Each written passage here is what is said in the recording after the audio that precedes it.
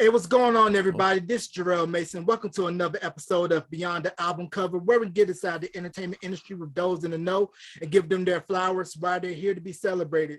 With me right now, I have a man, one half of the duo responsible for bringing you such hits like I Can't Wait, Make Your Mind Up, Should I Say Yes, Point of No Return, and all that and then some. Ladies and gentlemen, Mr. John Smith of New Shooz. John, welcome to Beyond the Album Yo, Cover, sir. nice to be here. Yes, sir. So how are you? Excellent. We just moved to Washington from we lived in Portland for 50 years and just moved up to Washington. It's really cool up here. Yeah, the Pacific Northwest is definitely on my bucket list of places to go visit. Portland for sure, and Seattle and around Tacoma. Yeah, we love it up here. Yeah, and plus you got to get all that good rain, so I can hardly get rain where I'm at. So, I Where are definitely. you at? I am in New Mexico, but I'm originally from North Carolina. Oh, really? Yeah, I can hear the North Carolina. Yeah, we toured around the Southwest a whole lot over the last couple of years, and I love it, especially like Tucson, like Tucson. Yeah, the Southwest is a great place to be. I love the dry heat. Don't have to deal with that humidity like back east in the summer. So that's the one good thing Yeah, about moving out here. hey man, everybody says, "Oh, it's a dry heat." You go, "It's 120." It's a dry, everybody says it's a dry heat, but really, it's biblical heat. You know what I mean? It's like one of the plagues or something. You can cook a piece of meat in your car. Yeah, definitely don't try that at home, people. So let's just go ahead and jump right into it. Now, were you always musically inclined, had a natural gift for music, or were you one of those students that were taking lessons and just got better over time by taking programs in the arts in school? Well, that's a great question. I think I was always musically inclined. I could hear things when I was 5 years old, but I didn't take up an instrument till I was 15. I wanted to be a doctor. I wanted to be a pathologist, actually, like a doctor that doesn't see patients. And one day I walked into the school library and this kid goes, "Hey, come here, listen to this." And it was Hendrix Band of Gypsies. And from that moment, my medical career was over. And I was just like, I have to do this. And so I didn't miss a day playing. And then and that was in 1971, like ninth, 10th grade. And so I just really got into it from Hendrix. That kind of led to jazz. Hendrix to Coltrane to Charlie Parker to Mahavishnu, and then to funk. Now, did you But cut I your? had but I had grown up in the Motown era, right? And collected all those 45s, all that Motown in the context of like the civil rights movement and stuff and the riots in the cities and all that stuff. Dancing in the street without civil rights, you just don't get the same experience out of it. So I was really fortunate to um, be a preteen in the mid 1960s when all that great music was really happening. So by the time New Shoes started in 79, I pretty much had a good encyclopedic knowledge of soul music. Right. So prior to New Shoes being formed, were you in any previous bands and cutting your teeth doing the talent show or Battle of the Band circuit? Well, it was kind of, I grew up in San Pedro, California, and being underage, there was nowhere to play. But when I got to Portland, there was bands playing the underage clubs. I became an arranger and piano player for a salsa band. And Valerie was in an African band. She played with a Ghanaian master drummer. They were both bands with horns in them. And after you're in a band with horns in it, you can't live without them. Right. You definitely sure can't. Now, who are some of the bands that really had an influence on you when forming New Shoes? Oh gosh.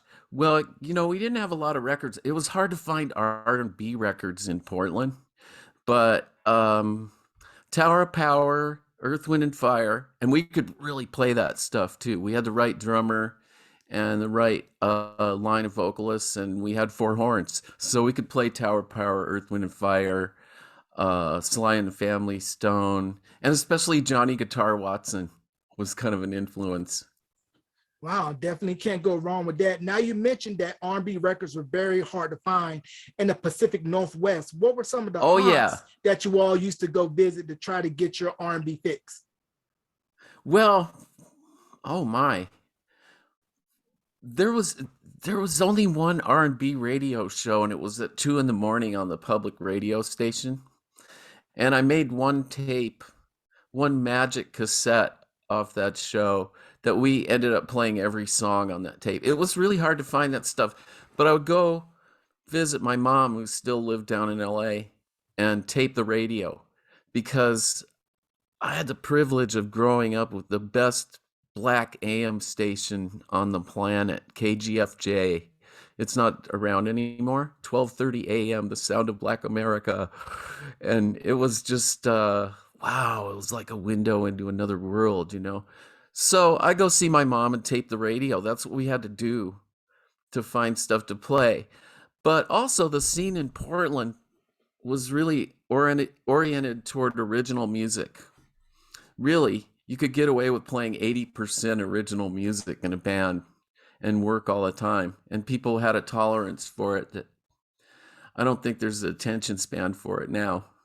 Right. And you mentioned how for the public radio station, you only had a 2 hour window for R&B on a certain time of the day.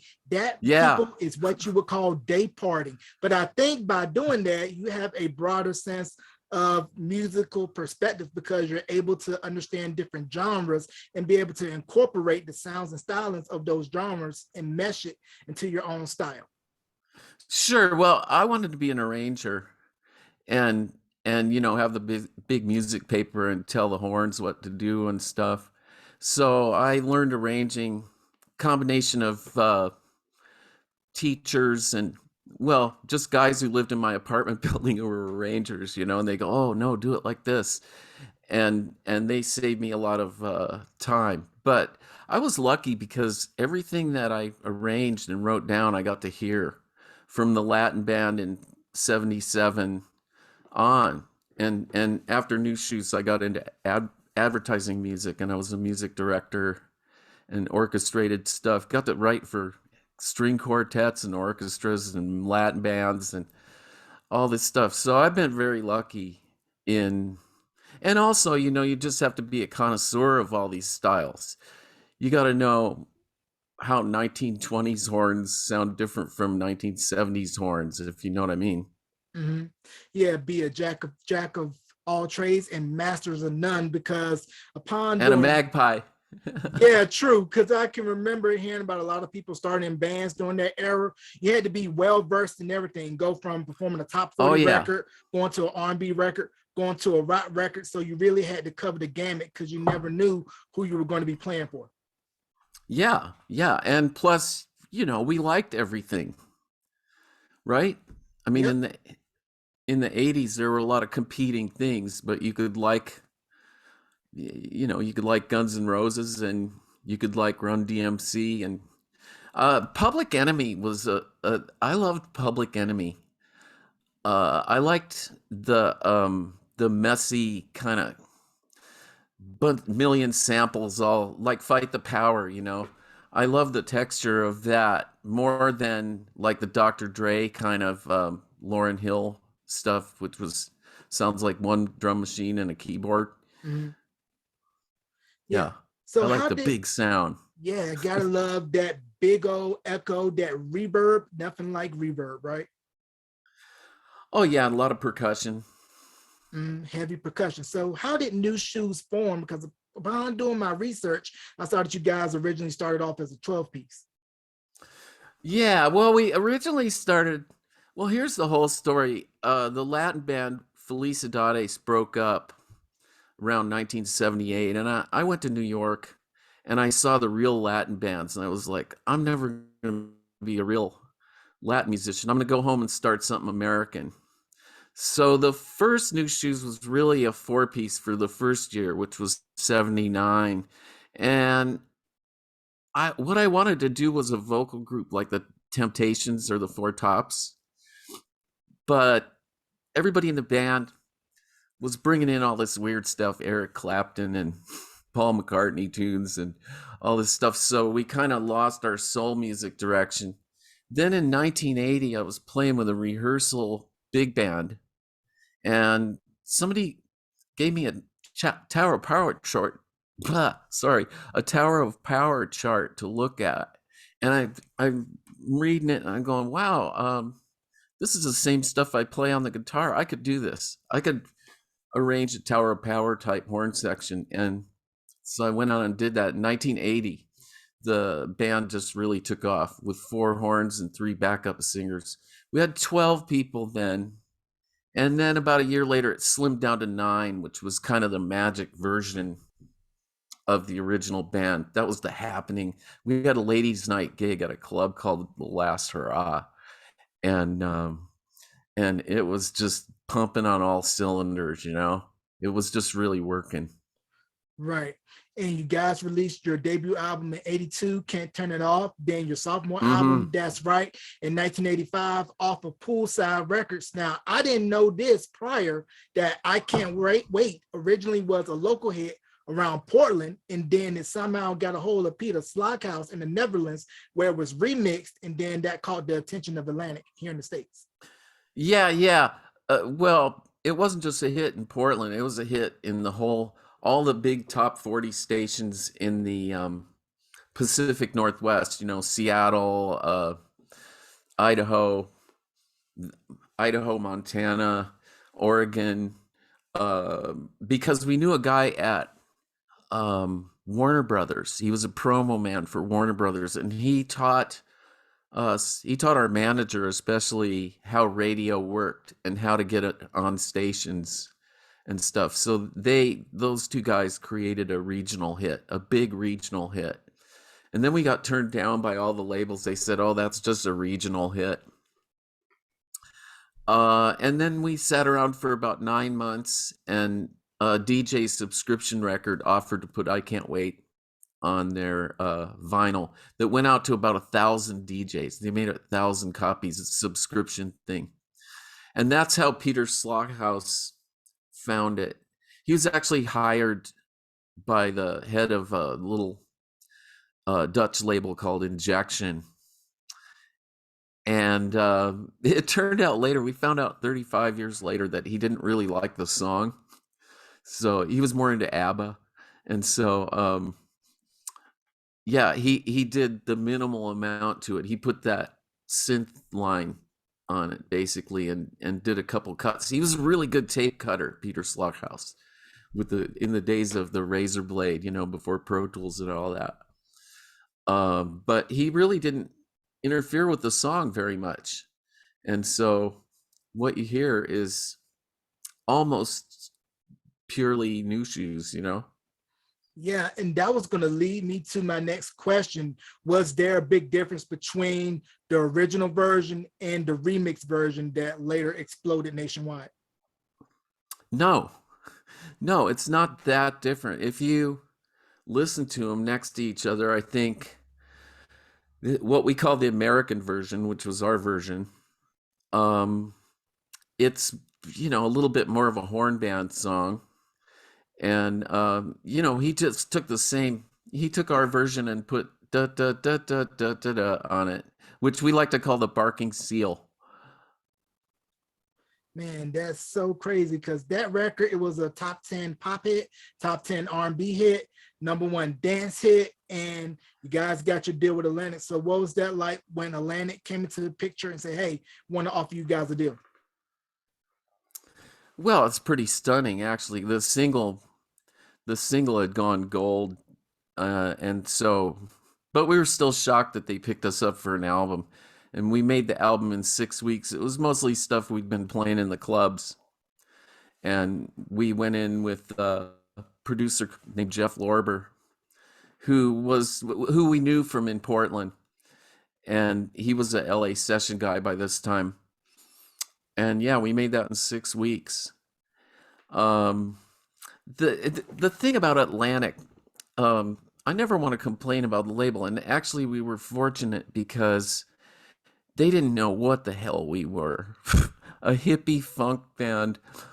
They didn't put our pictures on the cover of the first record because we were white, and they wanted, Atlantic was an R&B label, and so they knew how those stations worked. And if there was a couple white faces on that album cover, we would have got a lot less airplay.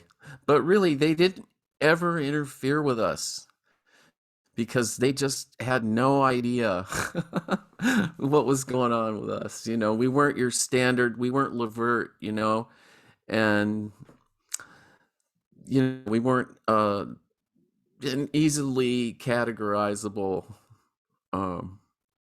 band. Yeah, because this was back in the days, people, where if you were a white artist trying to get on the R&B stations, they would leave you faceless on the album cover, so that way you could be able to work the R&B market and then go pop. And like I said earlier, you mentioned Levert, label mates of yours on Atlantic. Also, Troop was on Atlantic Records. Chucky Booker was on Atlantic Records later on. Now, did you have any interactions with Sylvia Rhone or Merlin Bob at Atlantic? Yeah, I sure did. I'd rather not comment on that. Plead the fifth. All right. So yeah. No, Sylvia was all right, and in her defense, she became the head of R&B just after we'd been signed, and she was out to mold Atlantic R&B into something cohesive, and I feel like it was a more middle of the road sounding R&B thing, like smooth R&B that, for 40-year-old guys with BMWs, it was kind of that sound, slick and certain. R&B is conservative like country western is. There's certain parameters that make a record that will fit the format of those radio stations. So I don't blame Sylvia Rhone for kind of looking at us and going, "Oh, you don't fit my vision of the R&B department at Atlantic." I get it, and I was, I'll tell you what, it was great to get signed, and it's great to have a worldwide hit. But the most fun I had was being the top local band for 2 years in Portland, and you could do anything. I could play a salsa tune, or we could just turn on a dime. That was really great. And after we got signed, the band, we kind of let go of the band because we were never really a duo, but they wanted to market us like that. And so, no sour grapes against Atlantic whatsoever. Right. And after a while, I just, after we got dropped, we were like, phew. We were relieved, really.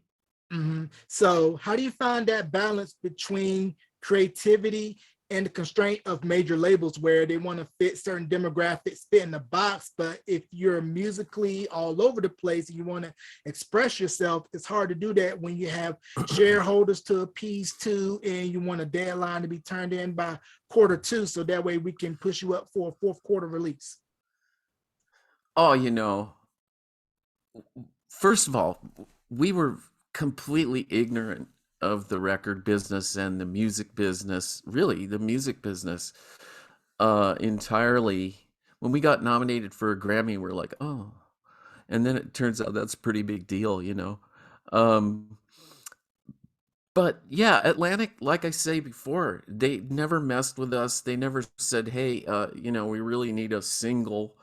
We never got any of that from them, because they just looked at us like some hippies, and we certainly weren't, didn't have that New York vibe, or that LA super striving to be in show business kind of vibe. We were jazz musicians, that just kind of fell into this dance 12-inch remix thing and had no idea what it was about. And so, yeah, that's all I can say. It's like nobody ever instructed us to fit a format, and I'm proud to say I never tried to make another record exactly like I Can't Wait, which would have been a wise thing had I known more. I'd go back and probably do things a lot different. Mm-hmm. So how did Point of No Return come about? And Shep Pettibone ended up doing the remix for that record, correct? Yeah, yeah. Yeah, the best thing about the Shep Pettibone thing is I got to meet Arthur Baker. You know who that is? Yes, Mr. Arthur Baker. Yes, sir. Yeah, I got to hang with Arthur Baker for an afternoon, and the Latin Rascals guys were coming in and out of the office and stuff. So that was really a thrill. Shep Pettibone did some good work for us, but at that time, I didn't understand the remix thing. I'm like, why isn't my mix good enough? Uh, and so I decided to not go to those sessions because I didn't want to be the guy sitting there going, oh no, why are you doing that? Like, no, you just go, do your thing. Um, I listened to this interview with Chrissy Hind, and she was talking about there's this one song that she wrote called Brass in Pocket, I think it is. Huge hit for the Pretenders. And she said, yeah, it was a huge hit, but I never really liked that song. And the interviewer asked her why. And she says, because it didn't come out like what I was trying to make. Okay? And that's how I feel about Point of No Return. Point of No Return to me, I never finished it. It never got finished, and it got put out in a form that I don't know. It's a huge hit, and like Chrissy Hind, I don't I don't think Point of No Return all that much. But Yeah, the video made everybody happy, and a lot of people love that song. The one I'm proud of is I really like Should I Say Yes. Of course, I Can't Wait. How can you not like that? Because that was just a session that came out perfect. It's and it's a lot more factors went into that than just me or just Valerie. But a perfect record is a combination of the song, the singer, the vocal performance, and what's going on in the business at that time. And so it ticked off all the boxes on that. The vocal was perfect. The track really worked out after fooling with it for 6 months. And there was a hole in the business where we fit in. right. And during the 80s, it was really the height of remixes. We mentioned Shep Pettibone. You also had Jelly Bean, Benitez, Arthur Baker, Latin Rascals. It was pretty much a big deal to get any of those guys to remix your album. And if you're a label, you're like, hey, let's extend the life of the record, get a hot remixer to remix your record so that we can extend the shelf life of this particular record. So And sometimes it works. Sometimes it works and sometimes it doesn't. You know what one of those remixes cost? How much? About between 10 to 15 grand. Ooh, that's a lot. There's this guy named Mantronix Kurt that Mantronix. that mixed Should I Say Yes? And we got to do that remix at Electric Lady Studios in New York. Hendrix's studio. I'm the old Hendrix freak, right? And we did it at Electric Ladyland. So that was pretty great. And I really liked that guy, Mantronix. He had a keyboard player that he worked with. And the keyboard player would just come in and they'd put down all these parts that they'd record everything this guy thought of. And then Mantronix had I forget what model drum machine it was, but he had his own samples in it. You could burn your own samples for the early drum machines and just pop them in like chips. And so he just had this really warm thumping sound. It wasn't like an 808, it was like, ah, So that was a great remix experience. Right. So what was the process going from the Poolside album to making the Told You So album, which came out in 88 with Should I Say Yes? And you stated Kurt Mantronix did the remix for that record. Yeah, what was it like going to, well, we went on one tour. We toured after Poolside 70 cities in 73 days. That was our only national tour. I wasn't really interested after that. Because here's another example of how little I knew about the music business. The people only wanted to hear the songs that were on the radio. And they would sit on their hands for the whole rest of and you had to tour. When you toured, you just played the 9 songs that were on the record. So as a jazz musician, I was bored with that immediately. I'm like, what? Can't we make up a song backstage and come out and play something? I'll write up something and we'll go out and play it. No, because show business isn't like that. It's like you just have to go out and do your hit. So the people would sit on their hands and not really respond. And then we play the 2 songs on the radio and they're like, and to me that was, it was a privilege to be there. Yeah. But I was bored by that, honestly. And so anyway, so there was no time to write really on the road. But we set up a studio when we got back to Portland.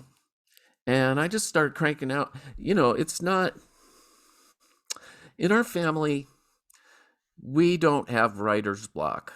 Writer's block exists nowhere around our family or our band. Or, what are you going to write now? Write a song right now. And hey, the Beatles proved you can do it. Yeah, I could write a song right now. Yeah, that's no challenge, but the thing was that I was kind of bored with the old New Shooz sound at that point, 1987, and I wanted to do something earthy like Little Feat, you know, kind of bluesier direction. Because I mean, even after all this, I didn't realize that we were now in the dance music business. I just, you know, I just wanted to get bluesy. I think I've read about people's sophomore albums, and you just kind of seek comfort, I think. But writing songs was not a problem.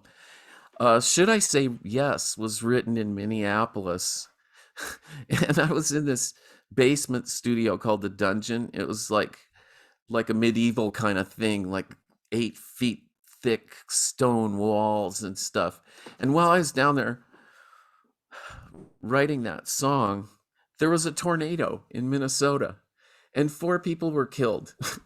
And I never heard it because I was down in this dungeon writing that tune.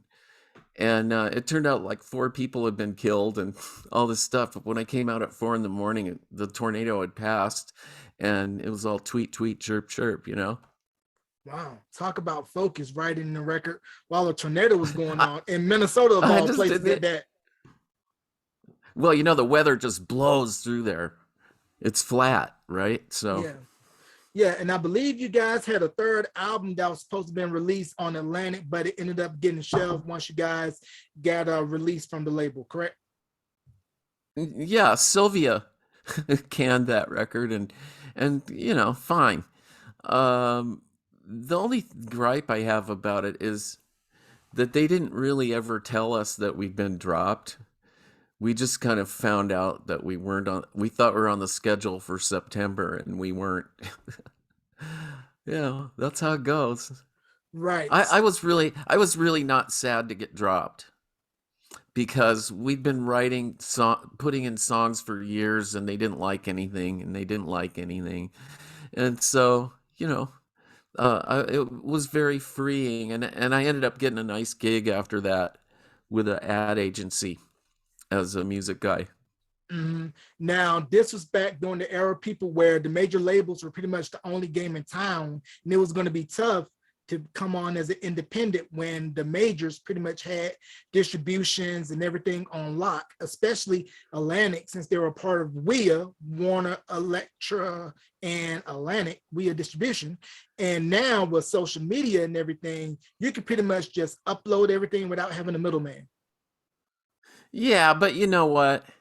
It's a shopping mall. Everybody's doing, the internet was supposed to be this great thing that would free musicians, but now it's just a big cloud, and everybody's putting out something every day, and nobody has time to listen to any of it. I'm just so happy that to have come up in the era that we did, growing up through the 60s, listening to Earth, Wind and Fire in the 70s, and then we hit the 80s and we've got this roaring horn band. That was just wonderful, because there was still some bandwidth in the world to hear a little hippie jazz band from Portland, and now there's just so much stuff that I still have the urge to write music, but not that there's any reason to, because it's crowded. It's too crowded for me. And that's not a complaint. It's like celebrating that we got to do what we did. We got to play a lot. We were playing 300 days a year sometimes before we got signed. And, and nobody had to hear just the songs on the album. Right, and that's free. And so I want to shift gears a little bit, talk about the Portland Trailblazers. Now, you guys did a little video for the Trailblazers when they made their run to the finals in '92, where they played against 3 years. They were in the playoffs 3 years, and I did music for them all 3 years, because the local top 40 station, Z100, that also broke I Can't Wait, did a Blazer song every year when they were in the playoffs. And so I did all three, Bust a Bucket and 1, 2, 3, Go Rip City, and I forget the name of the third one. And then after they weren't in the playoffs, I did the Seattle Supersonics the next year, a song for them and the top 40 station up there. So I feel like I had a really wonderful NBA career. It's the best NBA career that a 5'6.5" guy could have, Right, because I can remember hearing on NBA telecasts all the time in the '90s, the opening for I Can't Wait being played while guys were dribbling the ball up the court. I think Miami Heat started that. Wow, yeah, I did not know that. And then also I Can't Wait. That's where we heard it first. Mm-hmm. And then also I Can't Wait was sampled by Vanessa Williams for Happiness. Rapper Spider D sampled it, and then it appeared in the episode of the Cleveland Show when Cleveland Brown was going shoe shopping. So I Can't Wait, still a classic record that's still loved to this day. Yeah. Who did Jam Knock? That was another one. But the Vanessa Williams thing is close to my heart, because I got to hang with Jimmy Jam a couple times. We twice we ended up at Bernie Grundman mastering on Sunset Boulevard, and he said, "Oh, I wish I would have written I Can't Wait." Me and Terry wish we would have written I Can't Wait, which is just really like getting a medal or something, So I loved Happiness with Vanessa Williams. They wrote a couple of really great other sections to add to it. Mm-hmm. And yeah, I love that one. But I think my favorite one is Buzzin'. Have you heard Buzzin'? Yeah, I heard Buzzin'. It came out a couple years ago by a rapper whose name I cannot recall, but I remember hearing that record. His name was His name was Man with two N's, and I thought that was wonderful because it was really positive. Nobody was shooting anybody or anything in Right. it, and it was just really sweet and positive. And I want to get your take on this. The Pacific Northwest, like I said, coming out of Portland, Oregon, but later in the 90s, up in Washington State, everything that was coming out of Sub Pop Records, and then later Nirvana, Pearl Jam, Soundgarden, Alice in Chains. We could go down the list of all the grunge acts. So, what was your thought on when grunge started to take over and everybody was starting to invade the Pacific Northwest to try to find the next Nirvana or Soundgarden? Oh, I got a lot to say about that. First of all, that was about 1992 when Nirvana came out. And before that, I swear to God, Portland was the best music scene in the entire world because we had this roaring horn band, right? And so we went around. We went to New York and LA and San Francisco and looked around to see if we could find a better music scene than Portland. And we always came home going, well, nope. And then, but it never got the press that Seattle got in the 90s with the grunge thing. And I don't know why exactly, but the grunge thing was all over Rolling Stone and, got the national media. Now, here's the funny thing. Val and I went out as a duo and did the 80s tour scene. You play in a stadium with 10 other acts and it's just the hits, right? So we do our 2.5 hits and in for 10,000 people in a stadium with world-class lighting and a big sound system and stuff. And so I got to know a lot of those people, the Jets and Information Society and Wang Chung and you name it, Expose. And we all lost our record deals in 1992. When Nirvana came out, it was like, oh, that's a new thing. There's a new thing. Bye. Right. And it was crazy to see because before Nirvana, it was pop, R&B, but then once they blew up, thanks to people returning Michael Jackson's Dangerous and buying Nevermind, a lot of the labels started to flock to Seattle and was like, we got something here. And as we all know, when labels get a hold of something, they want to co-opt everything. And I think grunge really wanted to still maintain their underground uniqueness without the commercial viability, because once commercialism gets involved, it's a whole different animal. Yeah, it made Kurt Cobain want to die. Yeah, which was sad. And grunge, it was I thought that Nirvana. I liked Alice in Chains too. Not a big Pearl Jam fan, but Nirvana, I feel like really up the ante lyrically and song structure wise and sonically. I thought that was just the perfect next thing to happen. I just loved Nirvana and Kurt Cobain as a lyricist and as a very simple but interesting guitar player. Right. And the interesting thing for Nirvana for me was to see Dave Grohl's evolution going from drummer to forming Foo Fighters. And he comes across as a type that doesn't take himself too seriously. Dave Grohl. Yeah, right. Did you ever see that movie he made called Sound City? Yes. Yeah. He's a really cool guy and very fortunate guy to be, to come out of Nirvana and have something that's, existed for, is wildly successful. Good on him. Right. Get to bite the apple twice. Now, you mentioned earlier how playing the hits wasn't really the big thing because they program to the lowest common denominator as far as record companies and fans. And it brings to me the mindset of Prince and how Prince was always thinking and evolving of how can I be better? How can I create something new? And how he just didn't want to rest on his laurels. And I get that same mindset of when you're that locked in as a musician, you get bored easily by playing the same thing over and over, and it just drives your mind nuts.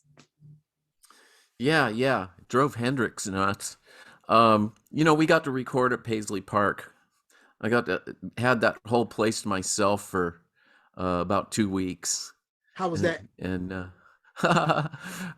they had a wardrobe department. I tried on his clothes and stuff because really, and I was playing his guitars and stuff. It was really, really quite fun. A magnificent place that was. Yeah, very, very nice. And that's definitely on my bucket list to go touring because it has that sense for me like Willy Wonka's Chocolate Factory, where you hear about it, but you never know it. You never see the inside of it. But now that it's open as a place to visit, it's kind of like you get to peel back the curtain like in Wizard of Oz to see how Yeah, the yeah. process was made.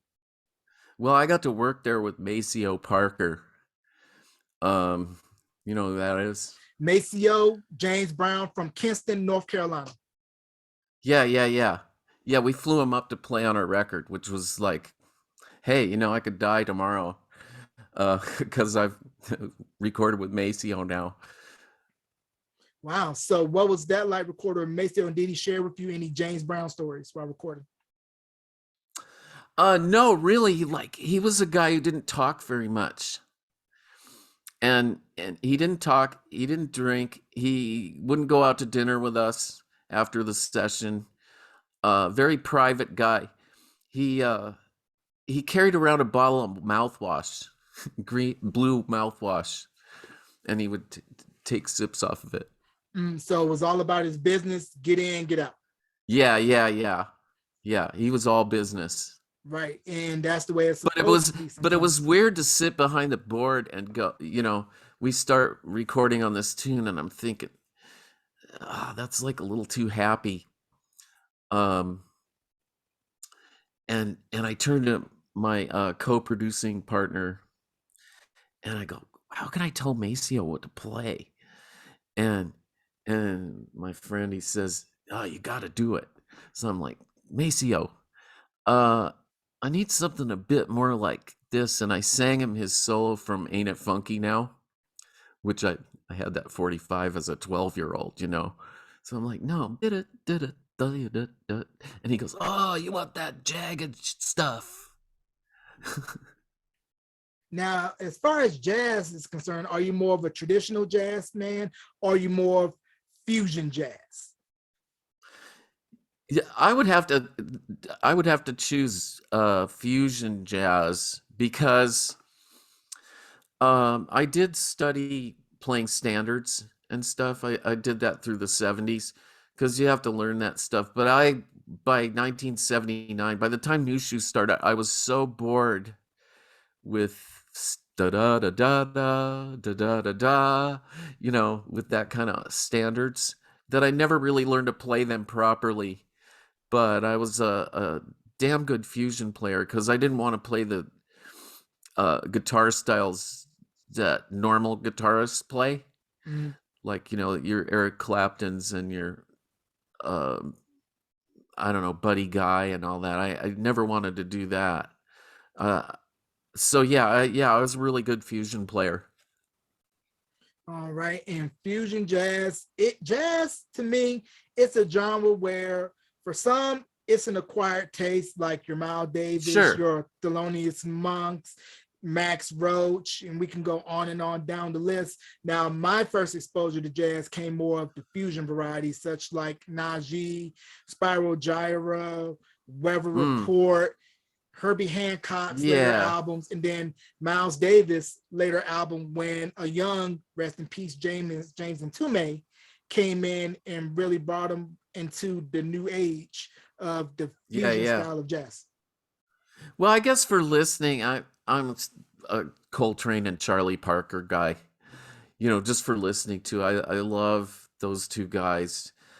But as a player, do you know Mahavishnu Orchestra? You know about that? Vishnu, doesn't ring a bell. Tell me more. Oh, well, it's this jazz guitarist that played with Miles, John McLaughlin, and I was really into his stuff. But for arranging, I like the '70s people, the really, it's still big band, but like modern, kind of crazier. Mhm. Now, was Parliament or George Clinton or Funkadelic was in your vinyl collection? You know, we only had like the at the time that all the new shoes stuff was being written, we had like 6 records. Like you couldn't. The thing that I got to underline is that in that era, it's not like it was now, where you could just dial up on YouTube every record in the entire world. You couldn't do that then. So I had Grandmaster Flash, The Message, and I had a couple Earth, Wind, and Fire records and a bunch of James Brown records, and that's about it. And later on, a Houdini record. I ended up getting to meet them. So we didn't really. The records that influenced the New Shoes sound were older. They were like, I don't know. What's a good example? Uh, like, oh, who am I thinking of? The Meters. Okay, we were like kind of like the Meters or James Brown. So I didn't really have any George Clinton records, but we were on tour, I think in 2018, and I got to see the studio in Detroit where they recorded all of those records because they're going to put a freeway through there. And I think Aretha Franklin and the city got together and saved this building. It was like United Recording Services, it was called. And this guy got us in there to walk around in it. All the gear had been gutted out of it by this time. They maintained an office. But this is where George Clinton recorded almost everything that he did. So I got to see the room, and it's just amazing to be there. Yeah, it's crazy to see history being made in that room, just like how when you go to Memphis and you go into Stacks and you see like, man, all these classic records were cut here. Or if you go to the Motown Museum and walk into Studio A and say, man, all these classic hits from the modern Right. American songbook were cut in this very Yeah. studio. You're walking on Yeah, hollow ground. and you can definitely feel the atoms vibrating in a place like that. Yeah, I agree. Because when I was at Stacks, just seeing the old reel to reels and the mics, I'm just, whoa, just really, really, really blown away. Now, I want to know, what current projects are you working on? Well, I'm doing a couple graphic novels. Um, yeah, yeah, I've got the next 15 years of art to do planned out. And so I've been doing a lot of that. My music rig, Pro Tools rig, kind of got hurt in the move. So I'm trying to get an engineer up here. And then I've got a couple video game projects I've been asked to score. And I think the thing that really makes me smile is that I go through these periods where I go, oh, I'm done with music. And then 6 weeks later, it's like interesting again. So now I'm in a period where music's interesting again. But I would never consider putting it out seriously or trying to make another New Shoes record. I'm not going to ever make another New Shoes record. But there's plenty of music that I'm interested in. I'm learning to play ragtime.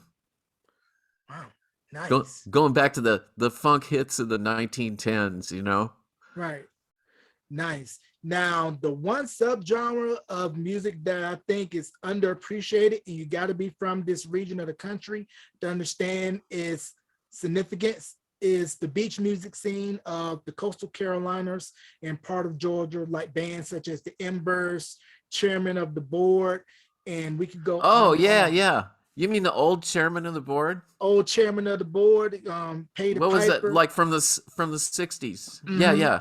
Yeah, yeah, Yeah. because me growing up in North Carolina, beach music is still very common. You can hear it on certain radio stations on the weekends, especially the further down the coast you get, coastal Carolinas, Georgia, and it just really holds a special place in my heart in just knowing how in certain circles that music is still going strong to this day. You got artists that can still tour to this day up and down the Oh, coast sure. performing Yeah, beach I've music. met a lot of them. Peaches and Herb. Um, yeah, well, so by beach music, you're talking about oldies, right? Yeah, oldies like like I said, chairman of the board, Embers, the meters, acts such as Yeah. those. This is like the lowrider scene in LA. That's what they listen to too. Oldies What? but goodies. Yeah, which was coined by Mr. Art LeBeau, oldies but goodies, and also another Oh, right. subgenre. I met Art LeBeau because he was on one of these tours that we did. Wow. Oh my God! And on that tour, you want to know the best band that I heard in 8 years of touring? Yes, sir. Heard and saw in on the '80s circuit. Zap. Oh my fucking God! Yeah, like what planet did these guys come from? They would like the stage would black out and then all their suits would turn on with lights and all their instruments had lights in them and oh, it was like a wild minstrel show. Wow. And Zap out of Dayton, Ohio, them Lakeside, Ohio players, Yeah. that whole Dayton, Ohio scene, very funky. That everything that was coming out of Cincinnati, out of King Records and Ozzy Brothers with T-Neck, Oh yeah, and yeah. we could just go on and on, all the great stuff that came out of Ohio. I had a big stack of singles that said King on them, I'll tell you. I'm from Cleveland originally too. Just to give Ohio some more props. Right, right, right, right. And then one more thing, and I want to close. Are you familiar with the Southern Soul subgenre of R&B? Southern Soul. Yes, Southern Soul, like Clarence Carter, ZZ Oh yeah, yeah. Neal, See, see, I know Millie all about that Jackson. stuff. Yeah, Yeah, and yeah. yeah, and I think Of that music, course. you I was a know, big Wilson Pickett fan, and yeah, Sam and Dave. I got to work with that. I met Sam Moore. Uh, yeah, yeah. See, the '60s thing, I got that dialed. right, that was definitely your wheelhouse. And I'll give you a fun. And there was a difference between a Motown record and a Stax record and a King record and a Chess record. You know, Brunswick, all those labels that were smaller. They all had a distinctive sound. Mm-hmm. Yep, and it was very unique. And I'll give you a funny story about Fred Wesley. So I was in college, and you know how some colleges they have adjunct professors do visits and do guest professorships or what have you. So it comes to find out that Fred Wesley was teaching in my alma mater's music department, and this was at the Oh wow. time when I was like, I didn't know exactly the significance of Fred Wesley, and later found out after the fact, after he left. And I was like, man, you mean to tell me the man that was right beside James Brown, Maceo, and everybody else, he was right And then here Parliament. in Parliament as And well? then yeah, Parliament too. And I was kicking myself. So that was a funny story about me having a close interaction with Mr. Fred Wesley. Now, do you have any shout outs you want to give before we conclude this interview, and also plug your social media, if any? Oh, well, you can find everything that we're up to on newshoozmusic.com. That's NUSHOOZ music.com. All right, so definitely check it out there for all their projects. Shout out to Valerie. And you can catch this interview wherever you stream podcasts on my YouTube channel, youtube.com/Beyond the Album Cover, and join the Facebook group, facebook.com/Beyond the Album Cover for all updates. Ladies and gentlemen, Mr. John Smith, one half of New Shooz. John, thank you so very much for coming on and doing this interview. 1/9 of New Shooz. Yeah, Gerald, thanks for sticking with it and, making this meeting happen. This is about a year in the making, huh? Yes, sir. It's been a year in the making, but well worth the wait. Thank you for coming on once again. All right. Great talking to you. Yes, sir.